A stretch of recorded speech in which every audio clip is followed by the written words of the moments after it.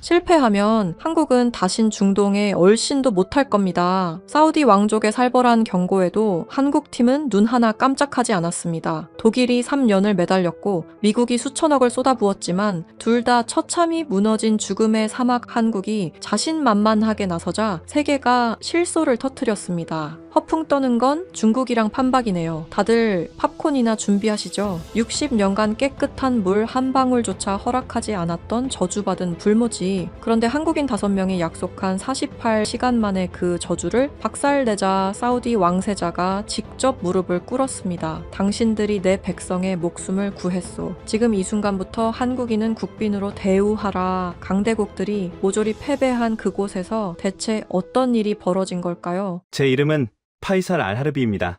사우디아라비아 북서부 와디 알 자잘의 촌장이자 평생을 모래와 암석을 연구해 온 지질학자이기도 합니다. 하지만 그날 저는 그저 무력한 노인에 불과했습니다. 2025년 2월의 어느 날 아침이었습니다. 여느 때처럼 사막의 태양은 자비 없이 타올랐고 건조한 바람은 입안 가득 모래를 밀어넣고 있었습니다. 하지만 그날의 공기는 달랐습니다. 매캐한 기름 냄새, 그리고 땅을 울리는 묵직한 진동. 그것은 죽음이 다가오는 소리였습니다. 파이살 촌장, 나오시오. 마을 입구에 검은색 세단 한 대가 서 있었습니다.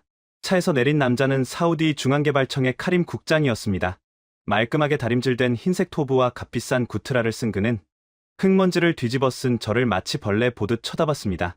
그의 뒤로 노란색 괴물들이 도열해 있었습니다. 최신형 불도저 30여 대가 거친 엔진 소리를 내며 검은 매연을 뿜어내고 있었죠. 카림 국장은 선글라스를 벗지도 않은 채 손에 든 서류 뭉치를 제 가슴팍에 툭 하고 밀어 넣었습니다. 네옴시티 외곽 정비 계획에 따라 최종 통보하러 왔소. 이 마을의 지하수 오염 수치는 이미 한계를 넘었어. 비소 농도가 기준치의 50배야. 이건 물이 아니라 독약이라고. 저도 알고 있었습니다. 지질학자인 제가 모를 리가 없었죠. 우리 마을의 우물은 말라가고 있었고 그나마 나오는 물조차 썩어 문드러진 지층에서 배어나온 독극물이었습니다. 하지만 우리에게는 갈 곳이 없었습니다. 60년 전 유목 생활을 청산하고 처음으로 정착한 이 땅은 우리 부족의 영혼이자 역사였습니다. 국장님, 1년만, 아니 6달만 시간을 주십시오. 우리가 어떻게든 정화시설을. 제 애원 섞인 말에 카림 국장은 코웃음을 쳤습니다. 그는 주머니에서 붉은색 스프레이통을 꺼내 들었습니다. 그리고 제 집 담벼락에 우리 부족의 문양이 새겨진 그 신성한 벽에 거침없이 붉은색 X자를 그었습니다. 치익하는 소리가 마치 제 심장을 찢는 것 같았습니다. 파이살, 당신도 알잖아. 지난 10년 동안 당신들이 뭘 했는지. 프랑스, 미국, 일본, 세계 최고라는 놈들은 다 불러봤지. 결과가 어땠나? 그의 말이 비수처럼 꽂혔습니다. 반박할 수 없었습니다. 마을 외곽, 모래 언덕 너머에는 우리가 거인들의 무덤이라고 부르는 곳이 있습니다. 지난 10년 동안 우리 마을을 살려보겠다며 찾아왔던 선진국 기업들의 잔해가 흉물스럽게 방치된 곳입니다.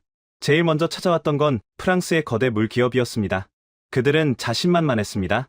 최고급 호텔에 본부를 차리고 에비앙 생수를 마시며 3년 동안 지질 조사를 했습니다. 그들이 내놓은 보고서만 트럭 한 대 분량이었습니다. 하지만 정작 플랜트 건설을 시작하자마자 문제가 터졌습니다. 우리 마을의 특수한 안반 지형을 뚫지 못한 겁니다. 예상보다 집안이 너무 단단합니다. 추가 예산 5천만 달러가 필요합니다. 그들은 돈 먹는 하마였습니다. 결국 기초 공사만 하다가 예산 문제로 철수했습니다. 남은 건 짓다만 콘크리트 구조물뿐이었죠. 그 다음은 미국이었습니다. 펜타곤에 납품한다는 최첨단 필터 기술을 자랑했죠. 그들이 설치한 장비는 마치 우주선 같았습니다. 버튼 하나만 누르면 오염된 물이 생수로 변한다고 했죠. 하지만 그들은 사막의 모래를 얕봤습니다. 와디 알 자잘의 모래는 밀가루보다 곱습니다. 그 미세한 모래 입자가 미국의 최첨단 정밀 기계에 틈새로 파고들었습니다. 설치 일주일 만에 수백만 달러짜리 펌프가 멈췄고 미국의 엔지니어들은 이런 환경에서는 신도 물을 못 만든다며 혀를 내두르고 떠났습니다. 일본은 더했습니다. 그들의 장비는 정교했지만 너무나도 연약했습니다. 낮에는 50도까지 오르고 밤에는 영하로 떨어지는 극심한 일교차를 견디지 못했습니다. 파이프가 수축과 팽창을 반복하다 터져버렸고 일본 기술자들은 부품을 가져오는 데만 석 달이 걸린다는 말만 되풀이했습니다. 그렇게 10년이 흘렀습니다. 수억 달러가 넘는 돈이 모래 속에 파묻혔고 우리에게 남은 건 녹슬어가는 파이프와 고장난 펌프, 그리고 절망뿐이었습니다. 카림 국장은 담벼락에 그려진 붉은 X자를 손가락으로 가리키며 차가운 목소리로 말했습니다. 단 72시간 주겠소. 사흘 뒤 이 시간까지 마실 수 있는 물, 즉 식수 기준을 통과한 물을 보여주지 못하면 강제 집행하겠소. 불도저가 이 집들을 모조리 밀어버릴 거요. 알겠나? 72시간이라니. 그건 죽으라는 소리 아닙니까? 10년 동안 세계 최고 기업들도 못한 일을 어떻게 사흘 만에. 그러니까 떠나라는 거야. 주제 파악 좀 하고. 카림 국장은 뒤도 돌아보지 않고 차에 올랐습니다.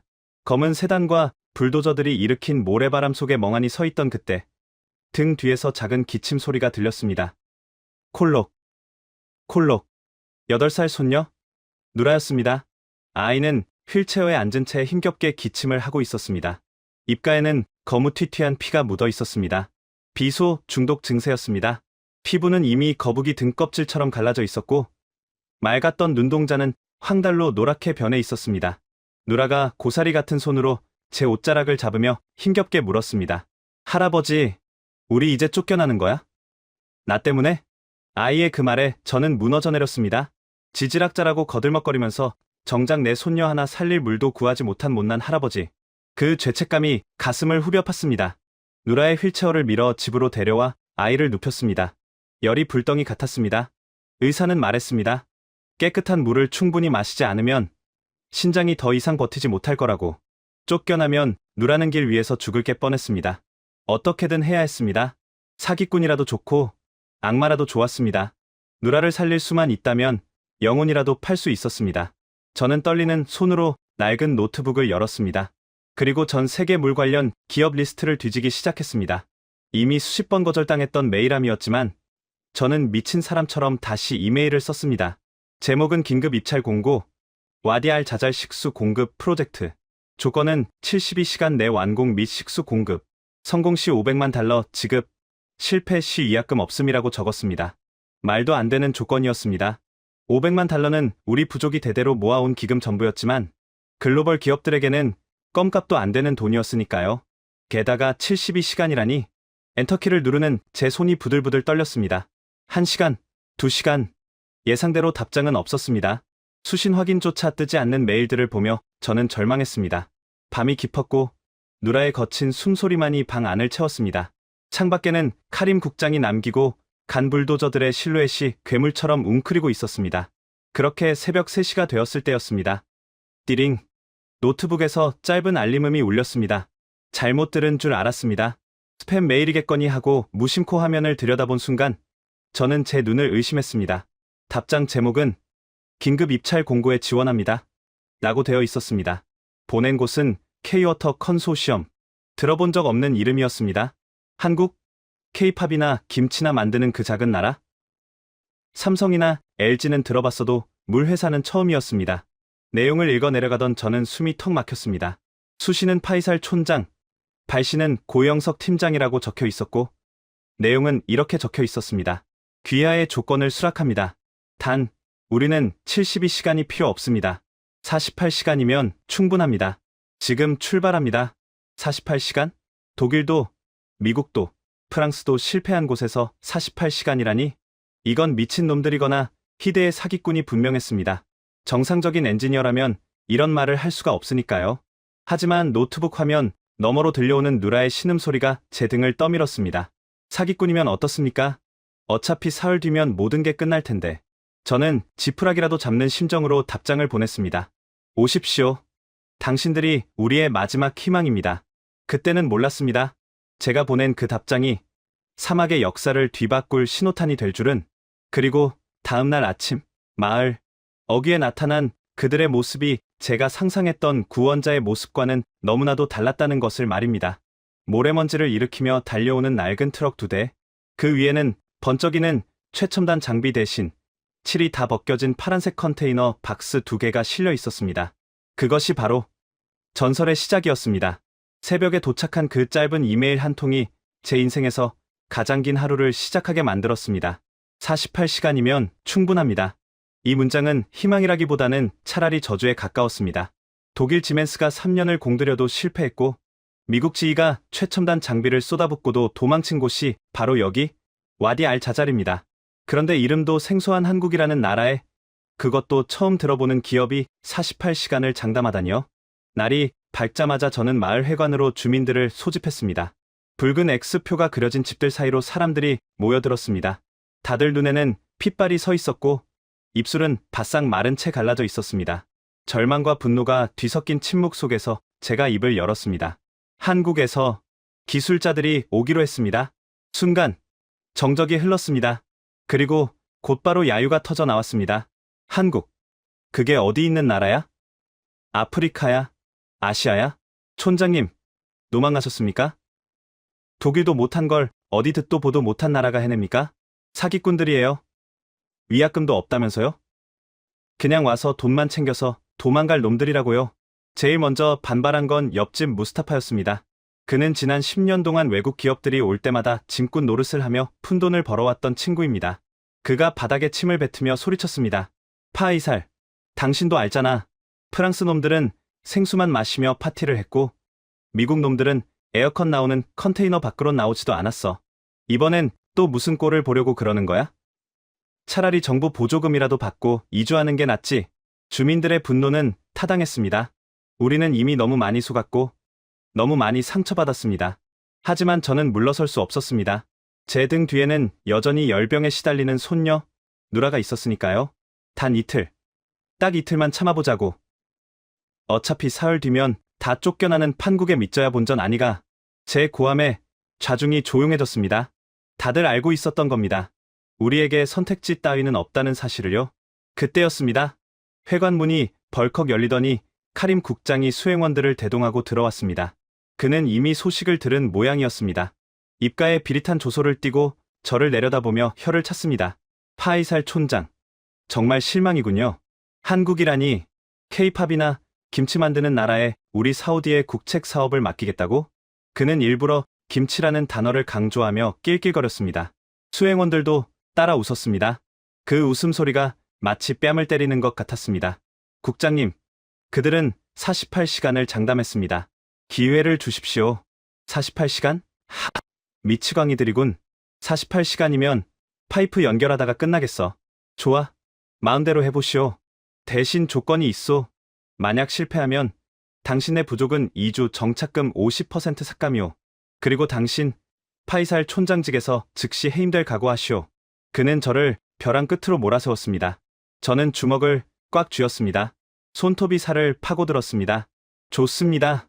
그렇게 하죠. 제 대답에 카림 국장은 어리석은 늙은이라고 중얼거리고는 나가버렸습니다. 이제 돌이킬 수 없었습니다. 성공하지 못하면 저는 부족을 망친 죄인으로 역사에 남을 것입니다. 시간은 야속하게 흘렀습니다. 약속한 도착 시간은 오후 2시. 사막의 태양이 가장 뜨겁게 내리쬐는 시간이었습니다. 지평선 너머 아지랑이가 피어오르는 도로를 주민들 모두가 숨죽여 지켜보고 있었습니다. 제발, 제발 그럴싸한 장비라도 가져와 다오. 독일 놈들처럼 거대한 크레인이라도, 미국 놈들처럼 번쩍이는 트레일러라도. 저는 속으로 빌고 또 빌었습니다.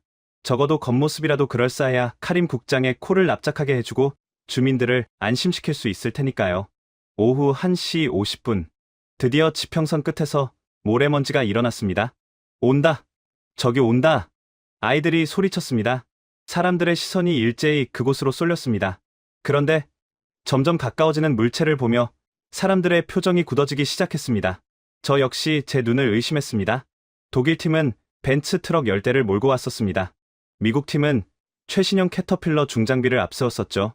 그런데 저 멀리서 덜컹거리며 달려오는 것은 폐차 직전의 낡은 픽업 트럭 2대와 그 뒤를 따르는 5톤 화물차 1대가 전부였습니다. 심지어 화물차 짐칸에 실린 것은 최첨단 설비가 아니었습니다. 항구 야적장에서 흔히 볼 수 있는 치 벗겨지고 여기저기 찌그러진 파란색 선박용 컨테이너 박스 2개였습니다. K-워터라는 로고가 희미하게 박혀있는 그 낡은 박스를 보는 순간 제 심장이 쿵 하고 내려앉았습니다. 뭐야? 저게 다야? 고물상을 불러왔어? 우리를 놀리는 거야? 주민들의 웅성거림이 야유로 바뀌는 건 순식간이었습니다. 카림 국장도 마침 현장에 나와 있었습니다. 그는 배를 잡고 웃음을 터뜨렸습니다. 이보시오 파이살. 저게 당신이 말한 구원자요? 고철 수집상이 아니고? 하하. 48시간 만에 고물을 처리하러 왔나 보군. 얼굴이 화끈거려 견딜 수가 없었습니다. 도망치고 싶었습니다. 그때 선두에 있던 픽업 트럭이 멈춰 섰습니다. 문이 열리고 운전석에서 한 남자가 내렸습니다. 그는 제가 상상했던 엘리트 엔지니어의 모습이 아니었습니다. 말끔한 정장이나 하얀 가운 대신 기름때가 묻은 작업 조끼를 입고 있었습니다. 햇빛에 검게 그을린 피부, 헝클어진 머리카락, 그리고 낡은 안전화. 그는 마치 공사판에서 갓 튀어나온 현장 노동자처럼 보였습니다. 그가 바로 한국팀의 리더, 고영석 팀장이었습니다. 그의 뒤로 4명의 팀원들이 차례로 내렸습니다. 그들 역시 마찬가지였습니다.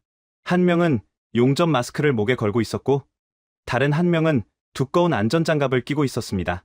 한 여성은 커다란 공구 가방을 어깨에 메고 있었고, 마지막 한 명은 묵직한 배관 공구를 양손에 들고 있었습니다. 어디를 봐도 최첨단 기술과는 거리가 먼 행색이었습니다. 고영석 팀장이 저벅저벅 걸어와 제 앞에 섰습니다. 그의 눈빛은 묘하게 차분했습니다. 주변의 야유와 카림 국장의 비웃음 소리가 들리지 않는다는 듯 그는 저에게만 집중했습니다. 그리고 투박한 손을 내밀며 짧은 영어로 인사를 건넸습니다. 한국어 억양이 묻어나는 투박한 발음이었습니다. 미스터 파이살, 늦지 않았죠? 저는 얼떨결에 그 손을 잡았습니다. 거칠고 딱딱한 굳은 살이 느껴졌습니다. 엔지니어의 손이라기보다는 농부의 손에 가까웠습니다. 제가 떨리는 목소리로 물었습니다. 이게 전부입니까? 장비는 다른 트럭이 더 오는 겁니까? 제 질문에 고영석 팀장은 피식 웃으며 뒤에 있는 낡은 컨테이너를 엄지손가락으로 가리켰습니다. 아뇨. 저거면 충분합니다. 48시간이라고 했지만 사실 조금 더 빨리 끝낼 수도 있습니다. 그 순간 카림 국장이 끼어들었습니다. 이보시오. 코리안, 지금 농담 따먹기 하러 왔소? 독일이 수억 달러를 쓰고도 실패한 곳이오. 저런 깡통 2개로 뭘 하겠다는 거요? 고영석 팀장이 천천히 고개를 돌려 카림 국장을 바라봤습니다. 그리고 아주 조용하지만 사막의 바람을 가르는 듯한 목소리로 대답했습니다. 우리는 슈를 하러 온 게 아닙니다. 물을 만들러 왔죠. 독일은 수억 달러로 건물을 지었지만 우리는 500만 달러로 생명을 살릴 겁니다. 그의 눈빛에서 섬뜩할 정도의 자신감이 뿜어져 나왔습니다. 그건 오만함이 아니었습니다. 수많은 현장에서 깨지고 부딪히며 살아남은 자만이 가질 수 있는 야생의 확신이었습니다. 하지만 주민들의 시선은 여전히 싸늘했습니다. 돌멩이가 날아오지 않는 게 다행일 정도였죠. 분위기가 험악해지자 고영석 팀장은 팀원들에게 손짓했습니다. 자, 시간 없다. 바로 시작하자. 하은아, 수질 데이터부터 뽑고, 제복 형님, 용접기 예열해두세요. 정호, 민수, 너희는 배관 자재 내려. 우린 1분도 아깝다. 그들은 짐을 풀기도 전에, 환영 인사를 나누기도 전에 곧바로 모래바닥에 주저앉아 도면을 펼쳤습니다. 그 모습이 어딘가 기이했습니다. 보통 외국 기술자들은 도착하면 숙소부터 찾고 에어컨이 나오는 사무실을 요구합니다. 그런데 이들은 도착한 지 5분도 안 되어 작업복 주머니에서 공구를 꺼내 들고 있었습니다. 마치 이곳이 낯선 타국이 아니라 매일 출근하던 자신의 앞마당인 것처럼 말입니다. 그때 화물차에서 깡통이라 불리던 파란색 컨테이너의 문이 끼기깃 하는 소리를 내며 열렸습니다. 주민들과 카림 국장, 그리고 저까지 모두 숨을 죽이고 그 안을 들여다보았습니다. 과연 저 고물 상자 안에 무엇이 들어있을까? 어두운 컨테이너 내부가 드러나는 순간 저는 제 눈을 의심할 수밖에 없었습니다. 그 안에는 우리가 상상했던 거대한 기계 대신 생각지도 못한 광경이 펼쳐져 있었기 때문입니다. 주민들의 야유 속에 낡은 컨테이너의 문이 활짝 열렸습니다. 그 순간 우리는 모두 입을 다물 수밖에 없었습니다. 첫 번째 컨테이너에는 우리가 기대했던 거대한 물탱크도 육중한 펌프도 없었습니다. 대신 마치 거미줄처럼 빽빽하게 얽힌 수백 개의 얇은 파이프와 전선들이 빈틈없이 들어차 있었습니다. 독일 장비가 웅장한 성벽 같다면 이것은 마치 정교하게 세공된 시계 내부를 보는 것 같았습니다. 사람 한 명이 겨우 들어갈 틈조차 보이지 않는 그 질식할 듯한 밀도. 두 번째 컨테이너에는 예비 부품과 공구, 그리고 정수 필터 모듈이 빈틈없이 정리되어 실려 있었습니다. 마치 야전 병원의 수술 도구처럼 쓸 순서대로 배치되어 있었습니다. 이게 전부라고? 무스타파가 허탈한 표정으로 중얼거렸습니다. 하지만 한국팀의 반응은 달랐습니다. 그들은 컨테이너가 열리자마자 마치 전쟁터에 투입된 특수부대처럼 움직이기 시작했습니다. 제복 형님, 1번 라인 배관 확인해주세요. 하은아, 넌 바로 수질 센서 세팅하고, 정호, 민수, 2번 컨테이너에서 필터 모듈 꺼내서 정렬해놔. 나는 전력선 딴다. 고영석 팀장의 짧은 지시에 팀원들은 대답 대신 몸을 움직였습니다. 그들은 여독을 풀 시간도 짐을 풀 여유도 없어 보였습니다. 보통 외국 기술자들은 도착하면 가장 먼저 에어컨이 나오는 숙소를 요구합니다. 그리고 샤워를 하고 웰컴 티를 마시며 느긋하게 미팅을 잡죠. 하지만 이들은 달랐습니다. 짐 가방은 모래바닥에 내팽개쳐졌고 그들은 가장 뜨거운 태양 아래서 옷소매를 걷어붙였습니다. 촌장님, 여기 우물 위치가 어디죠? 그리고 독일 팀이 쓰던 폐파이프 라인은 어디 있습니까? 고영석 팀장이 땀범벅이 된 얼굴로 제게 물었습니다. 저는 떨리는 손으로 마을 뒤편 언덕을 가리켰습니다. 저쪽입니다만 독일 파이프는 이미 녹슬어서 쓸 수 없을 겁니다. 규격도 다를 텐데요. 규격이야 맞추면 되죠. 가봅시다. 그는 물 한 모금 마시지 않고 언덕을 향해 뛰기 시작했습니다. 저도 엉겁결에 그 뒤를 따랐습니다. 50도의 폭염 속에서 그들은 미친 사람들처럼 뛰어다녔습니다. 해질녘이 되어서야 그들은 잠시 손을 멈췄습니다. 저는 아내에게 부탁해 급히 저녁 식사를 준비했습니다. 양고기와 쌀을 쪄낸 우리 전통 음식 캅사였습니다. 솔직히 걱정이 앞섰습니다. 지난 10년간 이곳을 찾았던 서양 기술자들은 우리가 내민 음식을 거절했습니다. 비위생적이라며 본국에서 공수해온 통조림이나 빵을 먹었죠.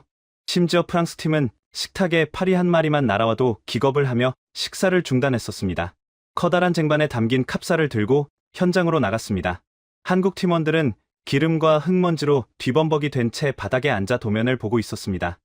식사 하십시오. 입에 맞을지 모르겠습니다만 제가 쭈뼛거리며 쟁반을 내려놓자 고영석 팀장이 눈을 반짝이며 다가왔습니다. 와, 밥이다. 형님들, 식사하고 합시다. 그들은 물티슈로 대충 손을 닦더니 쟁반 주위에 둥글게 둘러앉았습니다. 그리고 제가 포크를 가져오라고 지시하기도 전에 그들은 맨손을 쑥 내밀었습니다. 덥석. 고영석 팀장이 뜨거운 양고기를 손으로 찢어 입에 넣었습니다.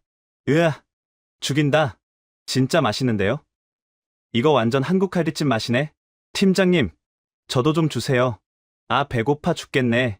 심재복 반장이라 불리는 나이 지긋한 남자가 밥을 손으로 뭉쳐 입안 가득 밀어 넣었습니다.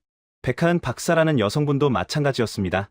그들은 사우디의 전통 방식 그대로 오른손을 사용하여 밥과 고기를 섞어 먹었습니다.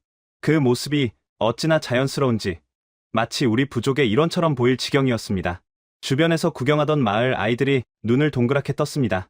어른들도 수근거리기 시작했습니다. 저 사람들 봐. 우리랑 똑같이 먹어.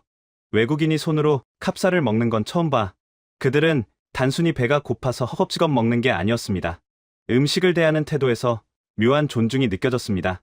더러운 사막 음식이 아니라 귀한 손님 대접으로 받아들이고 있다는 게 느껴졌습니다. 식사를 마친 고영석 팀장이 제게 엄지손가락을 치켜 세웠습니다. 잘 먹었습니다, 촌장님. 힘이 나네요. 이제 밥값 해야죠. 그 밥값이라는 말이 빈말이 아니었음을 깨닫는 데는 그리 오랜 시간이 걸리지 않았습니다. 식사가 끝나자마자 심재복 반장이 용접 마스크를 쓰고 독일팀이 버리고 간 폐자재 더미로 향했습니다. 치익. 어둠 속에서 푸른 불꽃이 튀었습니다. 그는 독일제 300mm 파이프와 한국제 250mm 연결구를 가만히 노려보더니 거침없이 절단하기 시작했습니다. 아니, 뭐 하는 겁니까? 그건 독일 지멘스사의 특수 파이프라 용접이 안 돼요. 재질이 달라서. 제가 말릴 새도 없이 신반장은 대꾸했습니다. 쇠는 다 똑같아요. 달래가며 붙이면 다 붙습니다. 그는 주변에 굴러다니는 콜라캔을 주워 가위로 잘랐습니다. 그리고 그것을 두 파이프 사이의 틈새에 끼워 넣고는 다시 용접기를 들이댔습니다. 놀랍게도 서로 다른 두 금속이 녹아내리며 하나로 엉겨붙기 시작했습니다. 독일 기술자들이 호환불가라며 포기했던 그 연결 구간이 한국인 기술자의 손에서 단 10분 만에 이어졌습니다. 봤죠? 이가 없으면 잇몸으로 씹는 겁니다. 신반장이 용접 마스크를 벗으며 씩 웃었습니다. 그 투박한 미소를 보며 저는 등골이 서늘해졌습니다. 이들은 기술자가 아니었습니다. 생존 전문가들이었습니다. 매뉴얼 따위는 안중에도 없었습니다. 그저 되게 만드는 법을 본능적으로 알고 있는 사람들 같았습니다. 그때 저만 치서 작은 소란이 일었습니다. 제 손녀 누라가 휠체어를 타고 나와 한국팀의 작업을 지켜보고 있었습니다. 백하은 박사가 노트북을 들고 누라에게 다가갔습니다. 저는 혹시나 아이가 방해될까봐 급히 달려가려 했지만 멈칫했습니다. 백 박사가 무릎을 꿇고 누라와 눈높이를 맞추고 있었습니다. 안녕? 네가 누라구나. 백 박사는 서툰 아랍어로 인사를 건넸습니다. 누라는 부끄러운 듯 제 다리 뒤로 숨었지만 호기심 어린 눈빛은 거두지 않았습니다. 백 박사는 주머니에서 작은 사탕 하나를 꺼내 누라의 손에 쥐어주며 아이의 퉁퉁 부은 손목과 발목을 유심히 살폈습니다. 그녀의 눈빛이 흔들렸습니다. 비소, 중독이 생각보다 심해요. 말 초신경까지 독소가 퍼졌어요. 그녀가 고개를 들어 저를 보며 말했습니다.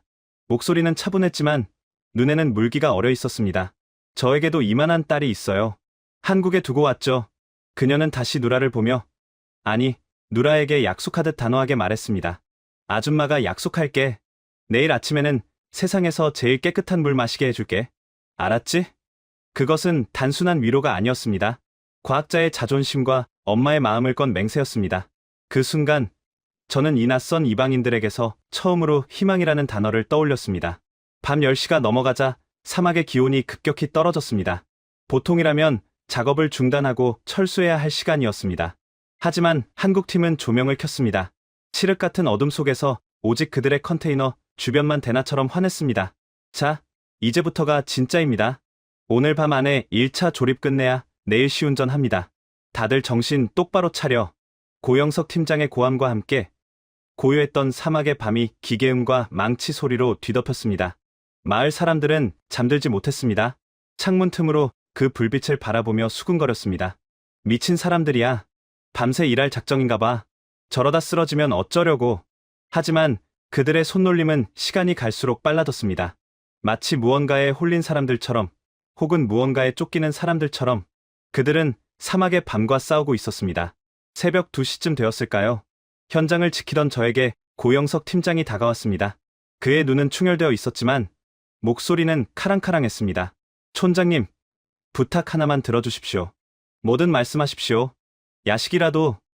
아니요. 트럭이 필요합니다. 마을에 있는 트럭이란 트럭은 다 가져와 주세요. 배터리가 필요하거든요. 배터리요? 발전기가 있지 않습니까? 저 독일제 발전기. 10년 묵은 고철이라 전압이 불안정해요. 우리 장비는 센서티브해서 전압 튀면 다 날아갑니다. 안정적인 직류 전원이 필요해요. 트럭 배터리를 직렬로 연결해서 임시 변전소를 만들 겁니다. 트럭 배터리로 변전소를 만든다니 교과서 어디에도 없는 방법이었습니다. 하지만 저는 묻지 않았습니다. 이미 신반장의 용접 실력을 본 뒤였으니까요. 알겠습니다. 깨우겠습니다. 저는 자고 있던 마을 청년들을 깨웠습니다. 불평하는 소리가 들렸지만 한국팀의 그 치열한 눈빛을 본 사람들은 아무 말 없이 트럭 키를 가져왔습니다. 10대, 20대, 마을의 낡은 픽업 트럭들이 한국팀의 컨테이너 주위로 모여들었습니다. 그 광경은 마치 성지순례를 온 신도들의 행렬 같기도 했고 거대한 짐승을 사냥하기 위해 포위망을 좁혀오는 사냥꾼들 같기도 했습니다. 수십 개의 헤드라이트가 켜지고 수십 개의 배터리가 전선으로 연결되었습니다. 연결 완료. 스위치 올립니다. 3, 2, 1. 우웅. 거대한 진동음과 함께 죽어있던 컨테이너의 심장이 힘차게 박동하기 시작했습니다. 모니터에 초록색 불이 들어오고 멈춰있던 펜이 돌아갔습니다. 됐다. 1차 전원 확보. 한국 팀원들이 하이파이브를 하며 환호했습니다. 그 모습을 지켜보던 마을 청년들 사이에서도 작은 박수 소리가 터져 나왔습니다. 우리는 처음으로 한 팀이 되어가고 있었습니다. 하지만 우리는 몰랐습니다. 사막은 그리 호락호락하게 기적을 허락하지 않는다는 것을요. 저 멀리 남서쪽 하늘에서 별빛을 집어삼키는 거대한 검은 그림자가 다가오고 있었습니다. 일기예보에도 없던 불청객, 사우디의 악몽이라 불리는 하부브, 모래 폭풍이 우리를 향해 입을 벌리고 있었습니다. 전원이 들어온 순간의 환호가 채 가시기도 전에 고영석 팀장은 이미 다음 지시를 내리고 있었습니다. 자, 지금부터가 진짜다. 1분도 아깝다. 하나, 수질 센서 캘리브레이션 잡아. 제복 형님, 용접 계속 가시죠.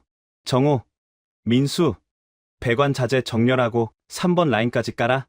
나는 배관 라인 딴다. 그의 목소리는 쉴 틈이 없었습니다. 마치 전장에 뛰어든 지휘관처럼 빠르고 정확하게 명령을 내렸습니다. 지난 10년 동안 그 어떤 선진국 엔지니어들도 보여주지 못했던 광경이었습니다. 독일 팀은 발전기 설치에만 일주일이 걸렸고 미국 팀은 변압기를 기다리느라 한 달을 허비했습니다. 그런데 이 한국 사람들은 도착한 지 6시간 만에 그것도 폐차 직전에 트럭 배터리들을 엮어 전력을 공급해낸 것입니다. 팀장님, 1번 취수구 압력이 너무 낮아요. 독일 놈들이 쓰던 거라 모터 힘이 딸립니다. 심재복 반장이 용접 마스크를 벗으며 소리쳤습니다.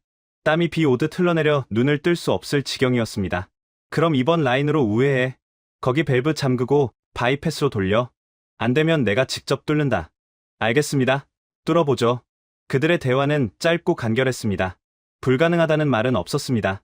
안 되면 되게 하라. 아니, 되게 만들면 된다는 식이었죠. 저는 그들의 작업 속도에 혀를 내둘렀습니다. 보통 파이프 하나를 연결하는 데는 정밀 계측과 가접, 본 용접, 검사까지 최소 반나절이 걸립니다. 하지만 신반장은 눈대중으로 쓱 보고는 윙윙거리는 그라인더로 파이프를 자르고 불꽃을 튀기며 용접을 해치웠습니다. 치익! 그의 손에서 푸른 불꽃이 춤을 췄습니다. 마치 마법사 같았습니다. 10분 만에 파이프 하나가 연결되고 또 10분 만에 밸브가 설치되었습니다. 저게 가능해? 용접봉을 저렇게 빨리 돌리면 기포가 생길 텐데. 마을에서 대장간 일을 하는 하산이 입을 딱 벌리고 중얼거렸습니다. 그는 평생 쇠를 다뤄왔지만 저런 속도는 처음 본다고 했습니다. 아니, 저건 그냥 빠른 게 아니야. 정확해. 비드? 그러니까 용접 자국 좀 봐. 기계로 찍어낸 것 같잖아. 하산이 손전등으로 용접 부위를 비추며 감탄했습니다. 신반장은 그저 묵묵히 다음 파이프로 이동할 뿐이었습니다. 새벽 4시가 넘어가자 마을 사람들은 하나둘 집으로 돌아갔지만 한국팀의 불빛은 꺼질 줄 몰랐습니다. 으쌰, 이거 잡아. 오케이. 땡겨. 그들은 서로의 이름을 부르지 않아도 손발이 척척 맞았습니다. 고영석 팀장이 파이프를 들면 신반장이 용접기를 들이대고 백하은 박사가 볼트를 조이면 정우와 민수가 너트를 건네고 배관을 정렬하는 시기였습니다. 마치 하나의 유기체처럼 움직였습니다. 날이 밝아오자 마을 분위기가 달라져 있었습니다. 어제까지만 해도 사기꾼들이라며 비웃던 사람들이 이제는 경외심 어린 눈으로 현장을 바라보고 있었습니다. 촌장님, 저 사람들 잠은 언제 잡니까? 무스타파가 걱정스러운 얼굴로 물었습니다. 나도 모르겠네. 어젯밤부터 한숨도 안 잤어. 그때 백하은 박사가 비틀거리며 컨테이너 밖으로 나왔습니다. 밤샘 작업으로 눈 밑이 퀭했지만 눈빛만은 형형하게 빛나고 있었습니다. 촌장님, 혹시 커피 좀 얻을 수 있을까요? 아주 진하게요. 아, 물론이죠. 당장 대령하겠습니다. 저는 집으로 달려가 아내에게 가장 진한 아랍 커피를 끓이라고 했습니다. 대추야자도 챙겼습니다. 커피를 받아 든 백 박사는 고맙습니다라고 짧게 인사하고는 털썩 주저앉아 노트북을 다시 켰습니다. 지금 수질 데이터 분석 중인데 비소 농도가 생각보다 심각해요. 50ppm이 넘습니다. 이 정도면 필터가 금방 막힐 거예요. 그녀가 심각한 표정으로 모니터를 가리켰습니다. 화면에는 붉은색 경고등이 번쩍이고 있었습니다. 그럼 방법이 없습니까? 아니요. 방법은 있어요. 필터를 역세척하는 주기를 10분으로 줄이면 됩니다. 대신 전력 소모가 엄청날 거예요. 배터리가 버텨줄지 모르겠네요. 그녀는 포기라는 단어를 모르는 것 같았습니다. 문제가 생기면 곧바로 해결책을 찾았습니다. 그게 한국 스타일인가 봅니다. 오전 10시, 약속한 48시간 중 20시간이 지났습니다. 작업 공정률은 벌써 60%를 넘어섰습니다. 독일팀이 석 달 걸렸던 기초 공사를 단 하루 만에 끝낸 겁니다. 카림 국장도 소식을 듣고 달려왔습니다. 그는 믿을 수 없다는 듯 선글라스를 벗고 현장을 둘러봤습니다. 이게 정말 하루 만에 된 거요? 저 파이프들 다 연결된 거요? 그렇습니다. 보시다시피 제가 으스대며 대답했습니다. 카림 국장은 헛기침을 하며 딴청을 피웠습니다. 겉모양만 그럴싸하면 뭐 하오. 물이 나와야지. 아직 멀었어. 하지만 그의 목소리에는 전과 같은 비웃음이 없었습니다. 오히려 당혹감과 초조함이 묻어났습니다. 정오가 지나자 태양은 다시 살인적인 열기를 뿜어내기 시작했습니다. 기온은 52도까지 치솟았습니다. 숨을 쉴 때마다 뜨거운 공기가 폐를 찔렀습니다. 으악! 갑자기 비명 소리가 들렸습니다. 달려가 보니 심재복 반장이 팔을 감싸 쥐고 주저앉아 있었습니다. 뜨거운 파이프에 화상을 입은 겁니다. 살이 벌겋게 익어 물집이 잡혀 있었습니다. 반장님, 괜찮으십니까? 아, 씨. 따가워 죽겠네. 별거 아냐. 얼음이나 좀 갖다 줘. 그는 대수롭지 않다는 듯 말했지만 얼굴은 고통으로 일그러져 있었습니다. 백하은 박사가 구급상자를 들고 달려와 응급처치를 했습니다. 반장님, 좀 쉬세요. 이러다 쓰러져요. 쉬긴 뭘 쉬어. 저거 마무리 못하면 시운전 못해. 비켜봐. 신반장은 붕대를 감은 팔로 다시 용접기를 들었습니다. 그 도끼에 질려버렸습니다. 도대체 무엇이 저들을 저토록 필사적으로 만드는 걸까요? 돈? 명예? 아니면 그때 누라가 휠체어를 타고 다시 나왔습니다. 아이는 고사리 같은 손에 물통을 들고 있었습니다. 미지근해진 물이었지만 아이에게는 전 재산이나 다름없는 것이었습니다. 아저씨, 아파요? 이거 마셔요. 누라가 신반장에게 물통을 내밀었습니다. 신반장은 순간 멈칫했습니다. 그리고 떨리는 손으로 물통을 받아 들었습니다. 고맙다. 꼬마야. 진짜 시원하다. 그는 물을 마시는 척하며 고개를 돌려 눈물을 훔쳤습니다. 그리고 다시 누라를 보며 씩 웃었습니다. 아저씨가 금방 고쳐줄게. 조금만 기다려. 그 한마디에 모든 게 담겨 있었습니다. 그들은 돈 때문에 온 게 아니었습니다. 기술자로서의 자존심, 그리고 사람을 살리겠다는 사명감. 그것이 그들을 움직이는 원동력이었습니다. 오후 4시, 공정률 80%. 기적의 시간이 다가오고 있었습니다. 마을 사람들은 이제 자발적으로 현장에 나와 도왔습니다. 무거운 자재를 나르고 물을 떠다 주고 그늘막을 설치해 주었습니다. 힘내세요. 코리아, 슈크란. 코리아. 아이들이 외치는 응원 소리에 한국 팀원들의 얼굴에도 미소가 번졌습니다. 고영석 팀장은 엄지를 치켜 세우며 화답했습니다. 다 됐어. 조금만 더 하면 돼. 하지만 신은 우리에게 너무 쉽게 기적을 허락하지 않으려는 모양이었습니다. 오후 5시가 넘어가자 바람의 방향이 바뀌었습니다. 북서쪽에서 불어오던 건조한 바람이 갑자기 멈췄습니다. 그리고 지평선 끝이 붉게 물들기 시작했습니다. 저는 지질학자로서 본능적으로 알았습니다. 저 붉은색은 노을이 아니었습니다. 촌장님, 저거 뭡니까? 고영석 팀장이 하늘을 가리키며 물었습니다. 안 돼. 하부부다. 하부부가 온다.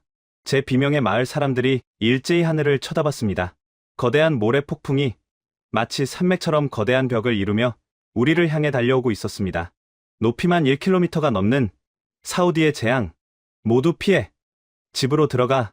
사람들이 비명을 지르며 흩어졌습니다. 카림 국장도 차에 올라타 도망칠 준비를 했습니다. 하지만 한국팀은 움직이지 않았습니다. 팀장님, 피해야 합니다. 저건 기계를 다 박살낼 겁니다. 제가 소리쳤지만 고영석 팀장은 멍하니 다가오는 폭풍을 바라보고 있었습니다. 그리고 나지막이 중얼거렸습니다. 피하면 끝장이야. 필터에 모래 들어가면 다시는 못 써. 그는 뒤를 돌아 팀원들을 바라봤습니다. 선택해. 도망칠래? 아니면 막을래? 그의 눈빛은 광기로 번들거리고 있었습니다. 그리고 팀원들의 눈빛 또한 그와 같았습니다. 여기까지 와서 포기할 순 없지. 심재복 반장이 용접 마스크를 다시 썼습니다. 막읍시다. 까짓 거. 그들은 도망치는 대신 컨테이너를 향해 달리기 시작했습니다. 다가오는 죽음의 그림자 속으로 그들은 제 발로 걸어 들어갔습니다. 오후 5시 30분, 지평선이 사라졌습니다. 태양이 피를 토하듯 붉게 물들더니 이내 거대한 검은 장벽이 하늘을 집어삼켰습니다. 사우디아라비아의 악몽, 하부부가 도착한 것입니다. 시속 100km의 모래바람은 자비가 없었습니다. 마을 입구의 야자수들이 허리가 꺾일 듯 휘청거렸고 양철 지붕들이 종이장처럼 뜯겨나갔습니다. 저는 마을 회관 지하실로 대피하려다 뒤를 돌아보았습니다. 당연히 도망쳤으리라 생각했던 한국팀이 그 자리에 그대로 있었습니다. 전원 위치로. 1번 흡기구 마가.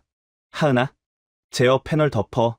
고영석 팀장의 목소리는 이미 바람 소리에 묻혀 들리지 않았습니다. 하지만 그들은 서로의 눈빛만 보고도 움직였습니다.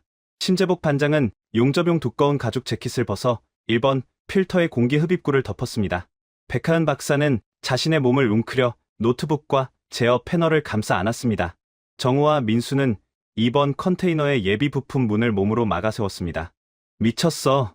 저 사람들 죽으려고 환장했나? 무스타파가 제 팔을 잡아끌며 소리쳤습니다.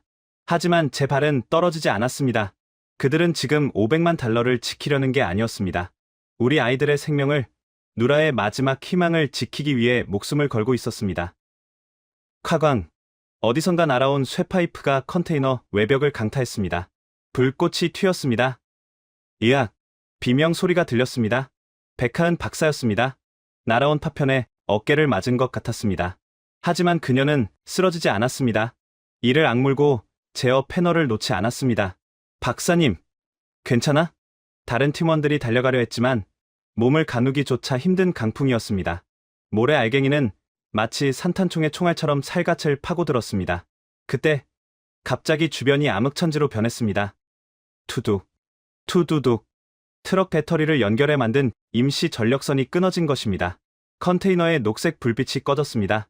칠흑 같은 어둠 속에서 오직 휘몰아치는 바람 소리와 모래가 부딪히는 소음만이 세상의 전부였습니다. 전력 나갔어. 비상 조명 켜. 어둠 속에서 고 팀장의 절규가 들렸습니다. 하지만 이미 손을 쓸 수 있는 상황이 아니었습니다. 미세한 모래먼지가 기계 틈새로 파고들기 시작했습니다. 이대로라면 24시간 동안 밤새워 연결한 파이프와 정밀 센서들이 모조리 망가질 판이었습니다. 카림 국장의 무전기에서 치직거리는 잡음과 함께 목소리가 들려왔습니다. 그는 이미 안전한 쉘터로 대피한 상태였습니다. 파이살, 당장 철수시키시오. 저러다 사람 죽으면 국제 문제야? 어차피 실패라고. 그의 말이 맞았습니다. 이성적으로는 포기하는 게 맞았습니다. 하지만 저는 무전기를 꺼버렸습니다. 그리고 어둠 속을 응시했습니다. 희미한 헤드랜턴 불빛 몇 개가 위태롭게 흔들리고 있었습니다. 그들은 포기하지 않았습니다.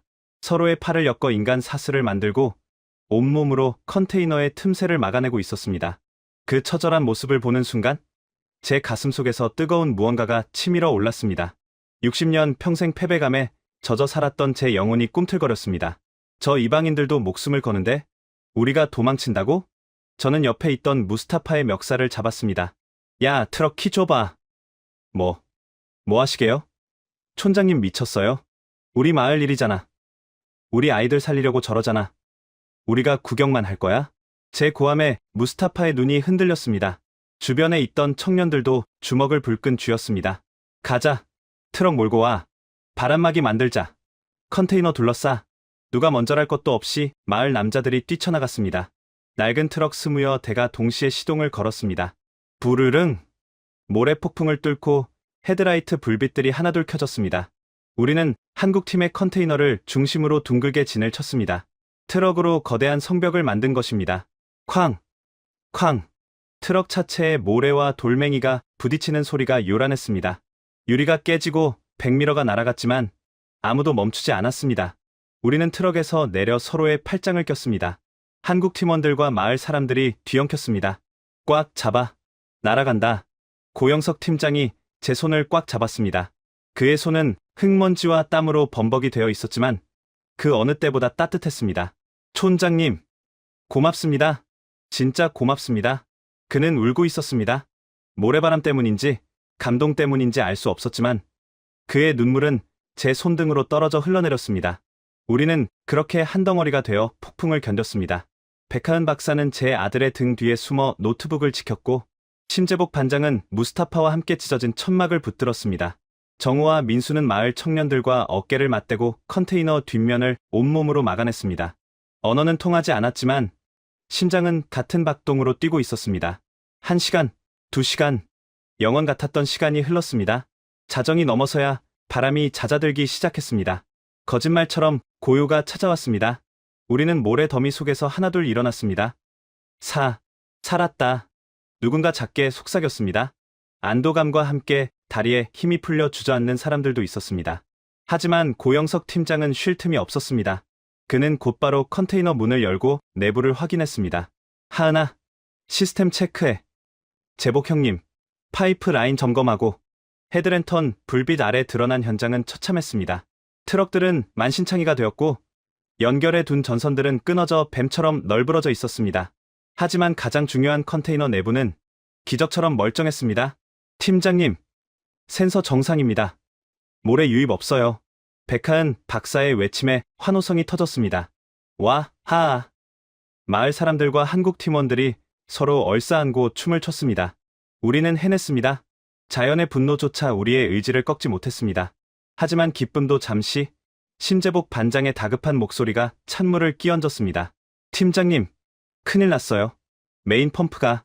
그의 목소리가 심상치 않았습니다. 모두가 숨을 죽이고 그가 가리키는 곳을 바라보았습니다. 컨테이너 뒤편, 심장부나 다름없는 고압 펌프에서 시커먼 연기가 피어오르고 있었습니다. 모래는 막았는데 과부하가 걸렸나 봐요. 모터 코일이 닿았습니다. 심 반장이 탄식하며 말했습니다. 고영석 팀장의 얼굴이 사색이 되었습니다. 예비 부품은? 이번 컨테이너에 예비 필터랑 센서는 있는데 이 규격 모터는 없습니다. 이건 특수 제작한 거라. 한국에서 가져오려면 최소 일주일은 걸려요. 일주일. 우리에게 남은 시간은 고작 20시간 남짓. 절망적인 침묵이 흘렀습니다. 폭풍을 이겨냈다는 환희는 순식간에 절망으로 바뀌었습니다. 안 돼. 여기까지 왔는데? 저는 바닥에 주저앉았습니다. 신은 우리에게 희망 고문만 하려는 걸까요? 그때 고영석 팀장이 무언가 결심한 듯 고개를 들었습니다. 그의 눈빛이 다시 한번 번뜩였습니다. 방법이 아주 없는 건 아냐? 그가 저 멀리 어둠 속에 방치된 거인들의 무덤, 즉 실패한 외국 기업들의 잔해를 가리켰습니다. 심장 이식 수술. 한번 해보죠. 심장 이식. 기계의 심장을 이식한다고? 도대체 무슨 소리를 하는 걸까요? 하지만 그의 눈빛은 확신에 차 있었습니다. 미국지 놈들이 버리고 간 펌프. 그거 모터는 살아있을 겁니다. 규격은 안 맞겠지만 억지로라도 끼워 맞춰보죠. 미친 짓이었습니다. 서로 다른 회사에, 그것도 다른 나라의 부품을 억지로 결합한다니 0.1mm의 오차만 있어도 폭발할 수 있는 위험한 도박이었습니다. 하지만 우리에게 다른 선택지는 없었습니다. 가자, 뜯어와. 고영석 팀장의 외침과 함께 한국팀은 다시 공구를 들고 어둠 속으로 뛰어들었습니다. 그들의 마지막 도박이 시작된 것입니다. 파이살 알하르비, 62살, 와디 알 자잘 촌장. 새벽 3시, 달빛조차 들지 않는 사막의 어둠 속에서 거인들의 무덤이라 불리는 폐기물 처리장이 랜턴 불빛으로 부산했습니다. 우리는 마치 묘지에서 부품을 도굴하는 사람들 같았습니다.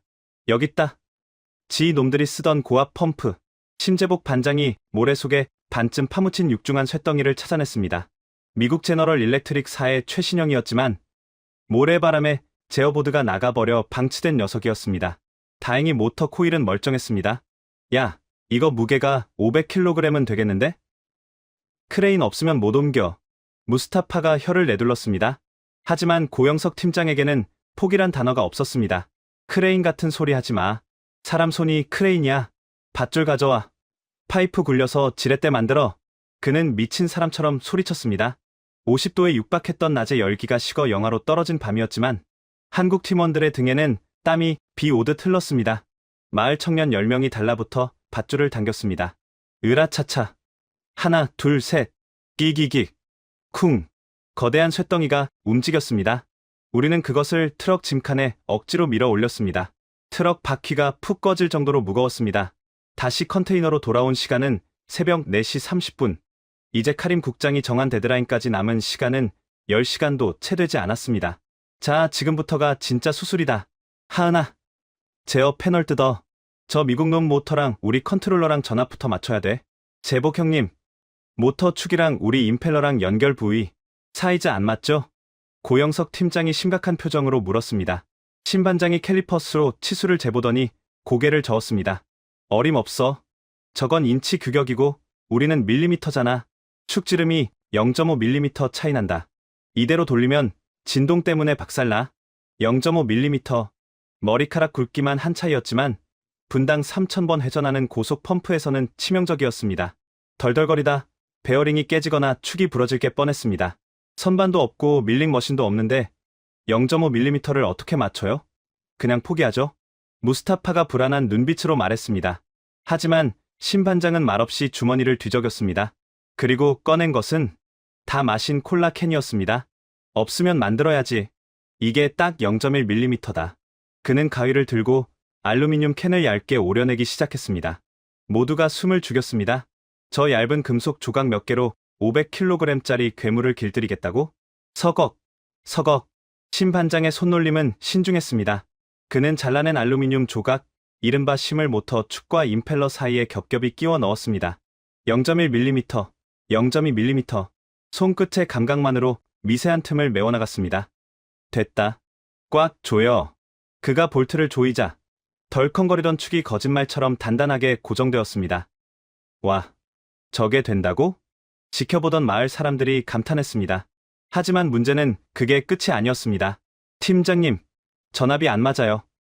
미국 모터는 480V인데 우리 인버터는 380V 출력이에요. 이대로 연결하면 모터가 안 돌거나 타버려요. 백하은 박사가 노트북을 보며 비명을 질렀습니다. 소프트웨어적으로 해결할 수 있는 문제가 아니었습니다. 물리적인 승합 변압기가 필요했습니다. 변압기. 고영석 팀장이 머리를 감싸 쥐었습니다. 여기서 포기해야 하나? 그때 제 머릿속에 번뜩이는 생각이 스쳤습니다. 잠깐만요. 일본 팀이 쓰던 변압기가 있습니다. 그건 살아있을지도 모릅니다. 어디 있습니까? 마을 회관 뒤편 창고예요. 10년 전 철수할 때 무거워서 두고 갔습니다. 우리는 다시 달렸습니다. 창고 구성먼지 쌓인 미쓰비시 로고가 박힌 변압기를 찾아냈습니다. 다행히 내부는 멀쩡했습니다. 좋아. 이걸 중간에 물리면 전압 맞출 수 있어. 한미일 합작이네. 고영석 팀장이 쓴웃음을 지었습니다. 미국 심장에 일본 혈관, 그리고 한국의 두뇌.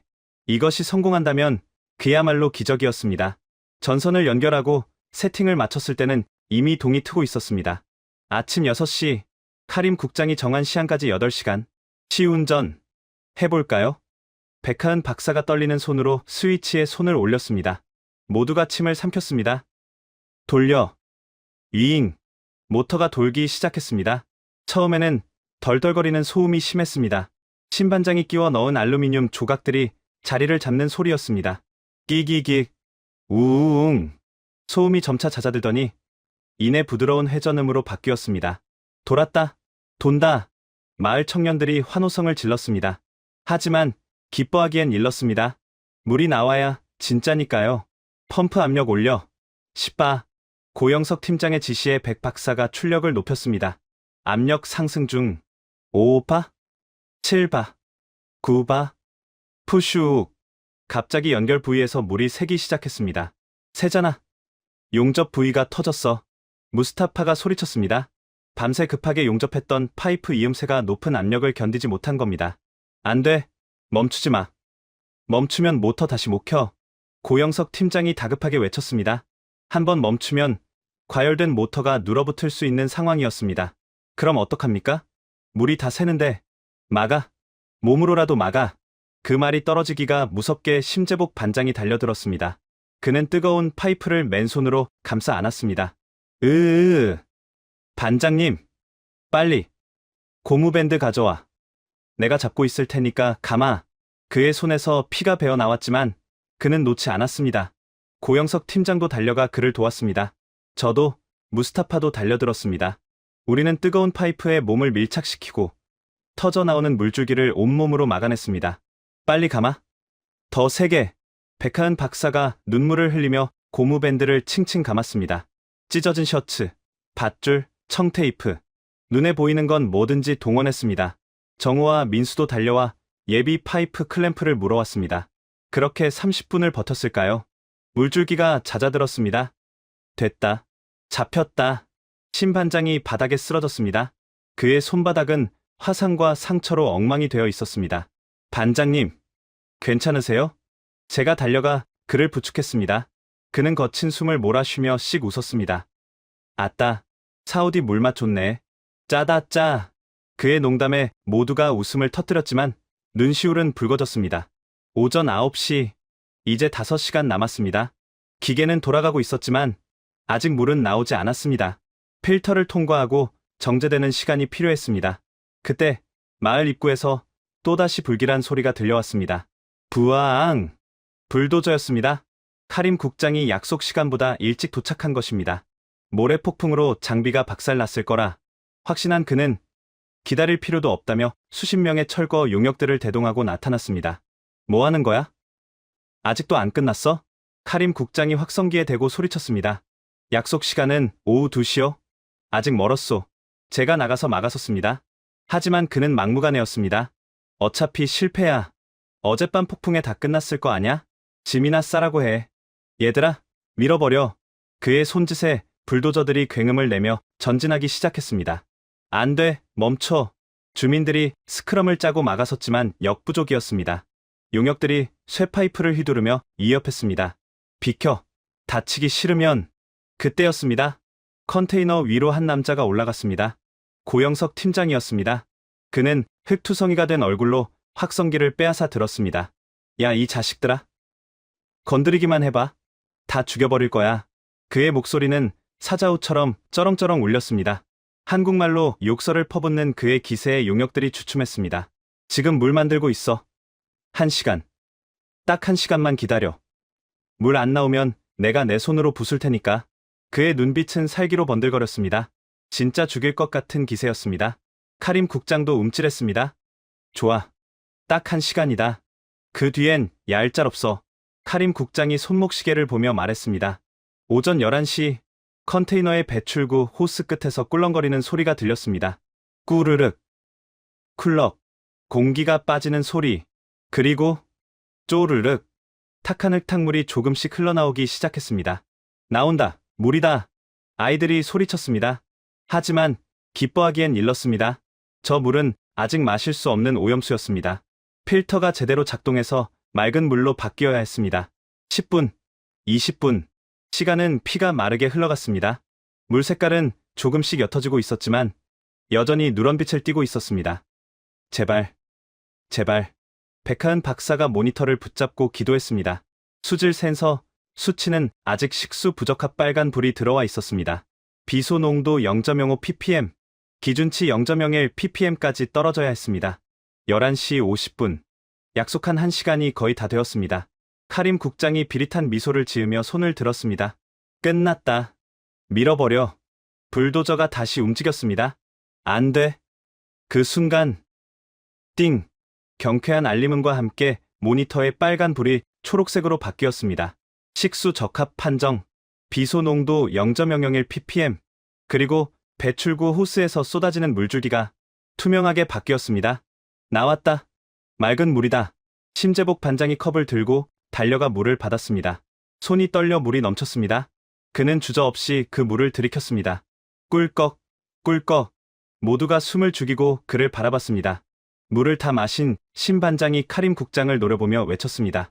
야, 이거나 먹어라. 한국 물 맛이다. 그는 빈 컵을 바닥에 내동댕이 쳤습니다. 파이살 알하르비, 62살, 와디 알 자잘 촌장. 약속했던 1시간이 다 지났습니다. 하지만 심재복 반장이 바닥에 내동댕이 친 컵은 산산조각이 나지 않았습니다. 오히려 그 소리가 맑은 신호탄처럼 울려 퍼졌습니다. 배출구 호스 끝에서 수정처럼 맑은 물이 콸콸 쏟아져 나오기 시작했습니다. 그 물줄기는 사막의 태양을 받아 눈부시게 반짝였습니다. 으아! 물이다. 진짜 물이야. 마을 사람들이 환호성을 지르며 달려들었습니다. 아이들은 옷을 입은 채 물줄기 속으로 뛰어들었고 노인들은 엎드려 알라에게 감사를 드렸습니다. 잠깐! 멈춰! 저거 다 가짜야. 카림 국장이 확성기에 대고 악을 썼습니다. 수돗물 끌어와서 쉬하는 거지? 비소 농도가 저렇게 빨리 떨어질 리가 없어. 당장 밀어버려. 그는 믿으려 하지 않았습니다. 아니, 믿고 싶지 않았던 거겠죠. 그의 명령에 철거 용역들이 다시 시동을 걸었습니다.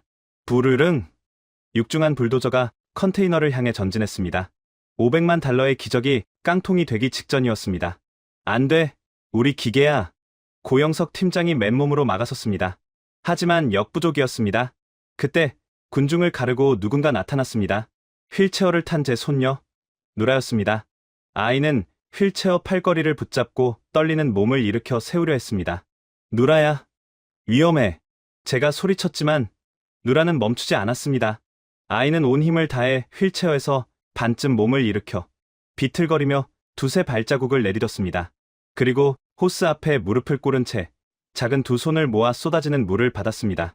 모두가 숨을 죽였습니다. 불도저, 기사조차 브레이크를 밟고 멍하니 쳐다봤습니다. 누라가 물을 입으로 가져갔습니다. 꿀꺽, 꿀꺽. 목을 타고 넘어가는 소리가 적막한 사막에 울렸습니다.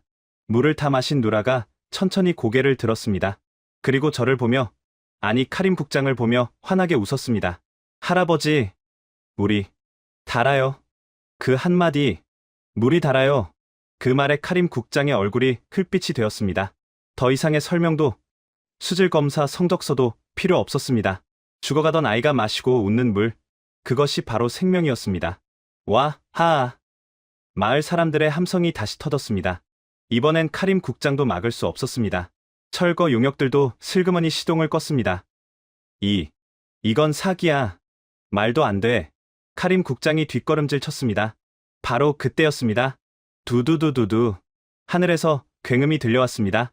모래바람을 일으키며 검은색 헬리콥터 5대가 마을 상공에 나타났습니다. 헬기 옆면에는 사우디 왕실 문장이 선명하게 박혀 있었습니다. 왕실이다. 왕실 근위대야. 사람들이 웅성거렸습니다. 카림 국장의 얼굴에 화색이 돌았습니다.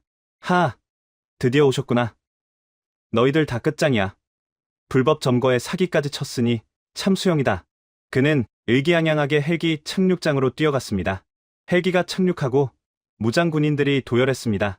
그리고 가운데 헬기에서 한 남자가 내렸습니다. 그를 보는 순간 카림 국장은 그 자리에 얼어붙었습니다. 그는 단순히 높은 관리가 아니었습니다. 사우디의 실권자 무함마드 빈 살만 왕세자였습니다. 전하, 이곳까지 누추한 곳에 카림 국장이 허둥지둥 엎드려 절했습니다. 하지만 왕세자는 그를 본체만 채하고 성큼성큼 걸어왔습니다. 그의 시선은 오직 한 곳, 콸콸 쏟아지는 물줄기와 그 앞에 서 있는 흑투성이의 동양인들에게 고정되어 있었습니다. 왕세자가 고영석 팀장 앞에 멈춰섰습니다. 고 팀장은 엉망진창이었습니다. 옷은 찢어지고 얼굴은 기름과 숯검정으로 뒤범벅이었으며 손에서는 피가 배어 나오고 있었습니다. 왕족 앞에 서기엔 너무나 불경한 모습이었죠. 하지만 왕세자는 털썩 무릎을 꿇었습니다. 그리고 고 팀장의 그 더러운 손을 두 손으로 덥석 잡았습니다. 미안하오. 정말 미안하오. 그리고 고맙소. 내 백성을 살려줘서. 왕세자의 아랍어는 통역을 거치지 않고 직접 전달되었습니다. 카림 국장의 턱이 빠질 듯 벌어졌습니다. 전하? 저놈들은 사기꾼입니다. 고철 덩어리로. 닥쳐라. 왕세자가 일갈했습니다. 내 놈이 시원한 에어컨 밑에서 보고서나 조작하고 있을 때 이분들은 목숨을 걸고 내 국민을 지켰다. 누가 사기꾼이고 누가 영웅인지 내 눈으로 똑똑히 봤다. 왕세자는 이미 모든 것을 알고 있었습니다. 헬기에서 내려다본 트럭으로 만든 바리케이드와 인간 사슬을 보았던 것입니다. 자네가 고 팀장인가? 예, K워터 고영석입니다. 고 팀장이 떨리는 목소리로 대답했습니다. 왕세자는 미소 지으며 고 팀장의 어깨를 감싸 안았습니다. 자네들이 만든 이 물, 나도 좀 마셔볼 수 있겠나? 물론입니다. 전하. 심재복 반장이 급히 3컵을 가져왔습니다. 왕세자는 망설임 없이 물을 받아 마셨습니다. 응. 그가 눈을 감고 맛을 음미했습니다. 정말이군. 달아. 아주 달아. 에비앙보다 낫군. 그의 농담에 좌중이 웃음바다가 되었습니다. 왕세자는 카림 국장을 돌아보며 싸늘하게 말했습니다.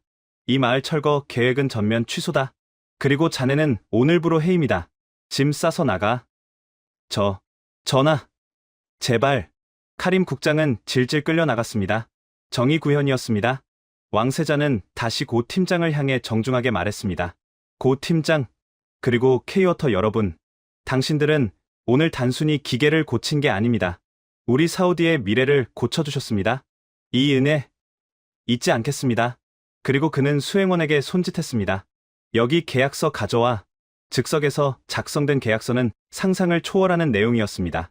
와디 알 자잘 수질 개선, 프로젝트 성공 보수, 5천만 달러, 추가로 네옴 시티 수처리 시설 우선 계약권 부여, 500만 달러가 아니라 5천만 달러, 그리고 네옴 시티라니 수조 원대의 프로젝트였습니다. 이건 너무 과분합니다. 고 팀장이 손사래를 쳤지만 왕세자는 고개를 저었습니다. 아니요. 당신들의 땀과 눈물값에 비하면 헐값입니다. 그리고 한 가지 더. 왕세자가 누라를 안아 올렸습니다. 이 아이, 한국으로 데려가서 치료해 주시오. 모든 비용은 왕실이 부담하겠소. 최고의 의료진을 붙여주시오. 할아버지, 나 한국 가는 거야? 누라가 제품에 안기며 뛸듯이 기뻐했습니다. 저도 눈물을 참을 수 없었습니다. 그날 밤, 마을은 축제 분위기였습니다. 양을 잡고 춤을 췄습니다. 한국 팀원들은 영웅이 되어 마을 사람들의 무동을 탔습니다. 심재복 반장은 아이들에게 둘러싸여 용접 불꽃으로 작은 불꽃놀이를 보여주었고, 백하은 박사는 여인들에게 둘러싸여 해나 문신을 선물 받았습니다. 정우와 민수는 마을 청년들과 어깨동무를 하며 사우디 전통 춤을 따라 추었습니다. 고영석 팀장은 저와 함께 모닥불 앞에 앉았습니다. 촌장님, 이제 발 뻗고 주무십시오. 물 걱정은 안 하셔도 됩니다. 고맙습니다. 정말 고맙습니다. 당신들은 우리에게 생명의 은인입니다. 에이, 별 말씀을요. 저희도 덕분에 많이 배웠습니다. 역시 기술보다 중요한 건 사람이더라고요. 그는 쑥스러운 듯 머리를 극적였습니다.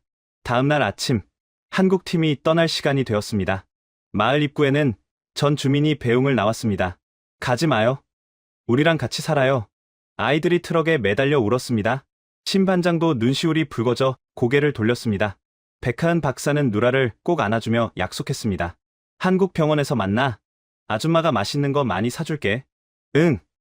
꼭이야. 누라는 새끼손가락을 걸었습니다. 트럭이 멀어질 때까지 우리는 손을 흔들었습니다. 모래먼지 속으로 사라지는 그 낡은 트럭 2대가 그 어떤 호화로운 행렬보다 위대해 보였습니다. 그들이 남기고 간 컨테이너에서 1분마다 뿜어져 나오는 맑은 물줄기는 이제 사막의 강이 되어 우리 마을을 적시고 있었습니다. 파이살 알하르비, 62살, 와디 알 자잘 촌장. 그 뜨거웠던 48시간의 사투가 끝나고 어느새 몇 달이 흘렀습니다. 오늘 아침 저는 알람 소리 대신 창문 너머로 들려오는 물소리에 눈을 떴습니다.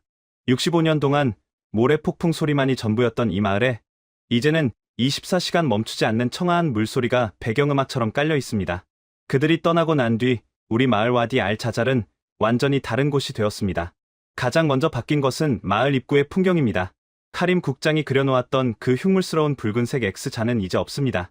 대신 주민들이 그 위에 초록색 페인트로 덧칠을 하고 담벼락 아래에는 작은 화단을 만들었습니다. 놀랍게도 그 메마른 땅에서 꽃이 피어났습니다. 한국팀이 만들어준 그 단물을 머금고 말이죠. 며칠 전 서울에서 영상통화가 왔습니다. 할아버지, 나 봐라. 머리카락 많이 자랐지? 화면 속의 누라는 더 이상 죽음을 기다리는 병약한 아이가 아니었습니다. 볼에는 홍조가 돌았고 눈빛은 초롱초롱했습니다. 서울의 대학병원 무균실에 있다가 일반 병동으로 옮겼다고 하더군요. 백하은 이모가 떡볶이 사줬어. 조금 맵긴 한데 진짜 맛있어. 아이는 신이 나서 떠들었습니다. 화면 구석에서 백하은 박사가 손을 흔들며 웃고 있었습니다. 그녀는 휴가까지 반납하고 누라의 병실을 지키고 있다고 했습니다. 촌장님, 걱정 마세요. 누라 수치, 이제 정상이 나고 똑같아요. 곧 퇴원해서 비행기 태울 수 있을 것 같아요. 그 말을 듣는데 늙은 주책인지 또 눈물이 핑 돌았습니다. 그들은 기술만 수출한 게 아니었습니다. 책임감이라는 것을, 그리고 가족애라는 것을 우리에게 가르쳐주고 있었습니다.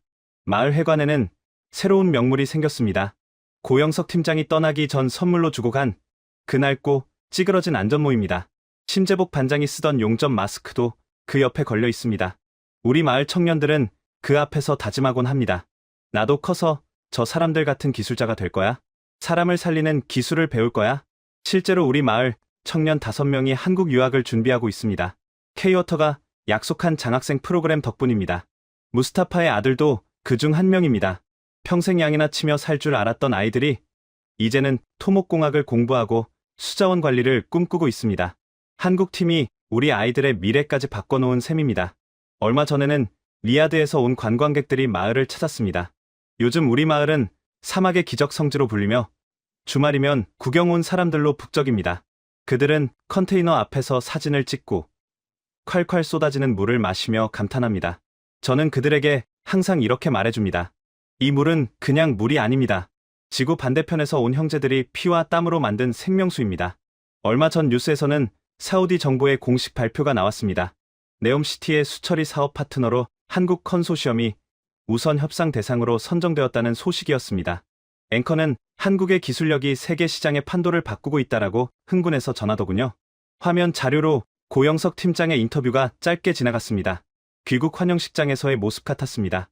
기자가 어떻게 그 짧은 시간에 성공할 수 있었느냐라고 묻자 그는 덤덤한 표정으로 이렇게 대답했습니다. 우리는 사막을 정복하러 간 게 아닙니다. 그저 그곳에 사는 사람들의 간절함에 응답했을 뿐입니다. 기술은 도구일 뿐이고 결국 해내는 건 사람의 마음이니까요. 그 말을 듣는 순간 저는 깨달았습니다. 독일의 거대한 플랜트도 미국의 최첨단 시스템도 해내지 못한 것을 한국이 해낸 이유, 그것은 기계의 성능 차이가 아니었습니다. 진심. 그들은 우리를 불쌍한 난민이 아니라 함께 살아가야 할 이웃으로 대했습니다. 맨손으로 밥을 나눠 먹고 모래 폭풍 속에서 서로의 체온을 나누며 버텼던 그 밤, 그 연대감이 기계를 돌리고 물을 만들고 기적을 낳았던 것입니다. 지금도 사막의 밤하늘을 올려다보면 유난히 반짝이는 동쪽의 별 하나가 보입니다. 우리는 그 별을 보며 기도합니다. 작지만 강한 나라, 대한민국, 당신들이 보여준 그 기적을 영원히 잊지 않겠다고.